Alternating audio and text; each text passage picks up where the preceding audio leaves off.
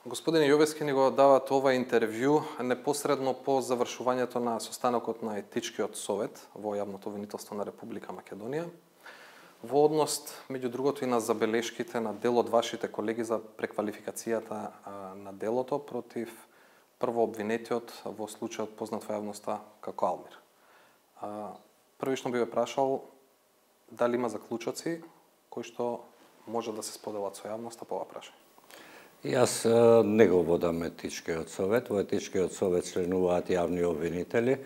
Да, точно е дека денес имаше седница Етичкиот совет, но резултатите од таа седница не ми се познати, бидејќи со јавните обвинители членови на Етичкиот совет непосредно не сум се видел. Дали вие лично се видовте со колегите кои што реагираа и дали вие, така да се изразам, ги испеглавте разликите по ова прашање? Јас не сум се видел со колегите, мислев дека првенствено е нивна обврска тие да се јават кај јавниот обвинител и уверен сум дека во врска со тој настап и оценката на Етичкиот совет дека обвинителството ќе заземе соодветни становишта и дека овие разлики ќе се надминат и обвинителството од сето ова ќе испадне уште поцрсто и уште поединствено и ќе работи на линија на законот. Дали протестот, пораките упатени од него, ве предомислуваат или барем ве водат кон тоа уште еднаш да преразгледат одлуката за преквалификација на делото против прво обвинетиот во овој случај? Протестот е уставна категорија и загарантирано право на граѓаните и граѓаните имаат право за одредени прашања да имаат свое мислење, па дури тоа и да го изразуваат на протест. Обвинителството не може да работи под притисоци и јас уште при моето именување точно реков дека ќе се залагам за самостојност на обвинителството и донесување на одлуките во рамките на обвинителството врз основа на закон и устав.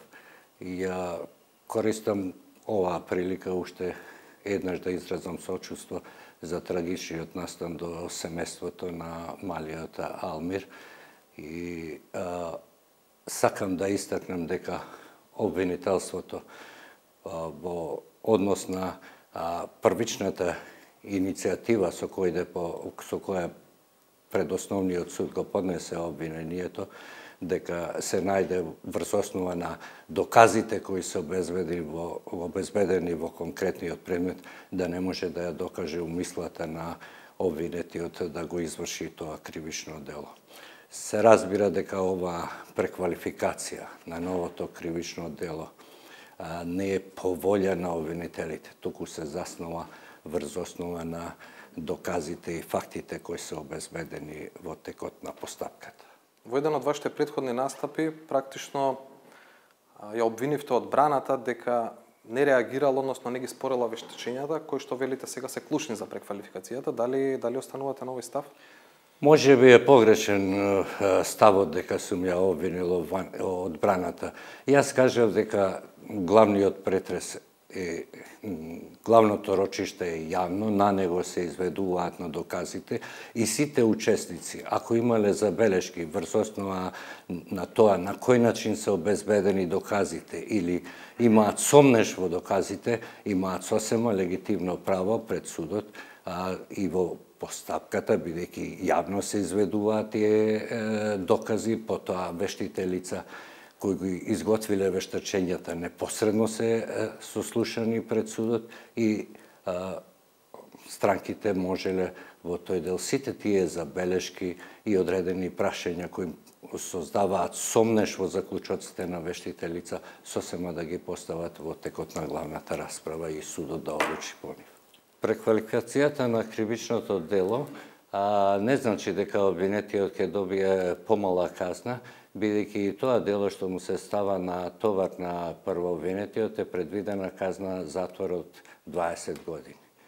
Според тоа не се работи за лесна квалификација на кривичното дело. Од 20 години или најмногу 20 години, извинете? До 20 години затвор.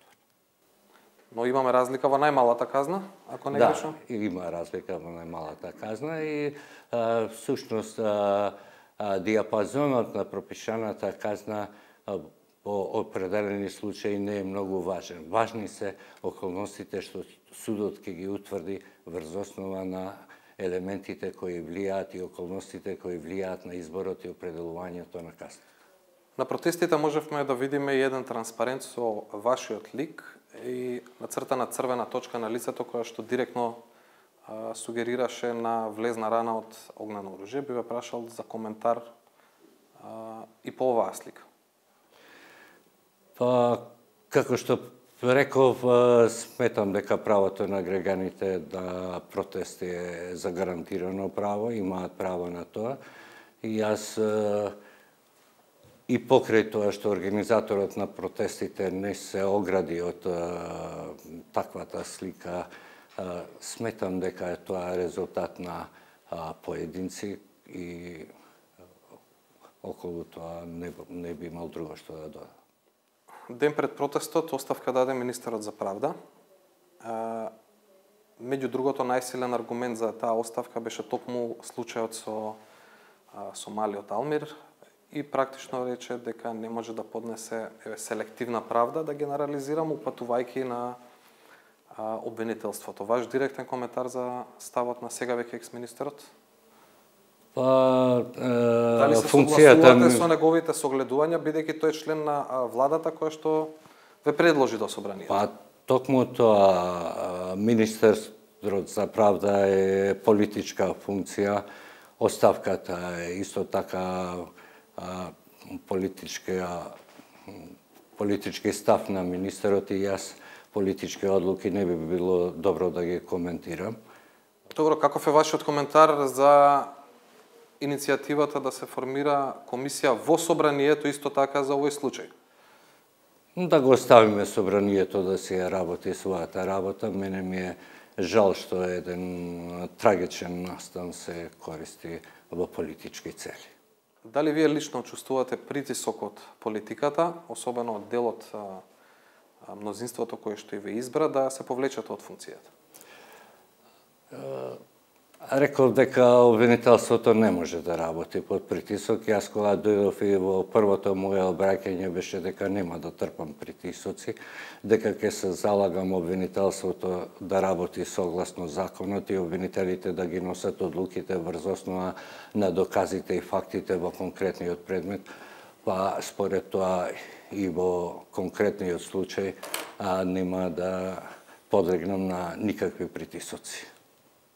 Во изминатиот период се разбира актуелен е и случајот со настаните од 27 април. Кога може да очекуваме обвинение за овој случај? Веќе беше објавено дека не делава. Па, обвинение може да се очекува во скоро време и според планирањето, активностите што се планирани во обвинителството, се очекува во текот на утрешниот ден да биде поднесено обвинението до надлежниот суд.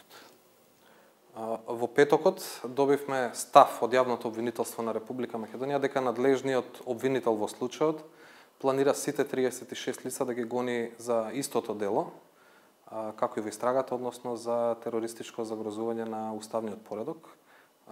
Дали имате докази дека сите 36 лица го сториле ова дело со основано сомнение според вас? Да, обвинителството располага со повеќе докази и тоа утре јавно ќе го соопшти во кој правец и како ќе иде со обвинението за настаните од 27. Значи да повторам, останува истото дело за 36 лица? Да, останува истото кривично дело. Дали тоа значи дека за сите лица имате докази дека биле во комуникација кога го вршеле ова действие? Односно дека се организирани во една единствена група? Ние со обвинението ќе одиме врз основа на доказите со кои располага обвинителството, бидејќи тие докази ни се неопходни во текот на расправата што ќе се води во судот и ќе имате прилика, бидејќи судењата се јавни, да се уверите во тоа што ќе го презентира судот пред основниот суд. Пред некој месец се случи еден широко коментиран избор на јавни обвинители за во јавното обвинителство за гонење на организиран криминал и корупција. Не би ве прашувал сега за вашето лично мислење околу судирот на интереси, бидејќи се изјаснивте вие, имаше повеќе изјаснување околу тоа.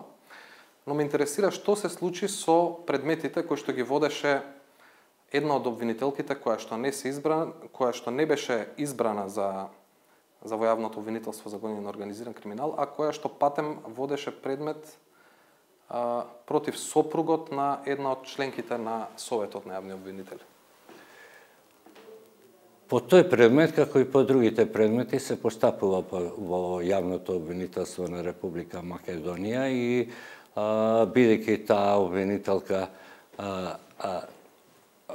впрочем, она и не беше избрана во обвинителството за организиран криминал и корупција, туку неколку пати беше временно упатувана таму.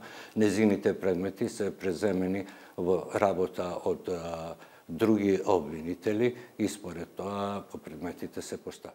Дали се уште во обвинителството за организиран криминал или?